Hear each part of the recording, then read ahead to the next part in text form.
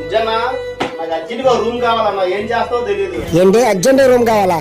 ఏమైంది? పద బయటికి వెళ్ళి మాట్లాడదాం. ఏమైంది? ఏమి లేదన్నా, రోజుకి 200 ఇచ్చినా 2000 ఇచ్చినా మా ఆవిడ తాగిస్తే ఊరుకోవట్లేదు. అందుకే మా ఆవిడని కొట్టేసి వచ్చా. అలాంటి భార్య దొరకటం నీ అదృష్టం రా. చాలా మంది ఆడవాళ్ళు తన భర్త ఎంత ఫుల్గా తాగాడని చూడరా, జేబులో ఎంత డబ్బులు ఉన్నాయని చూస్తారు. కానీ నీ భార్య అలా కాదు, తాకుండా వచ్చావా లేదని చూస్తుంది. ఏంటన్నా, మా ఆవిడ డబ్బు కోసం ఆలోచించట్లేదా?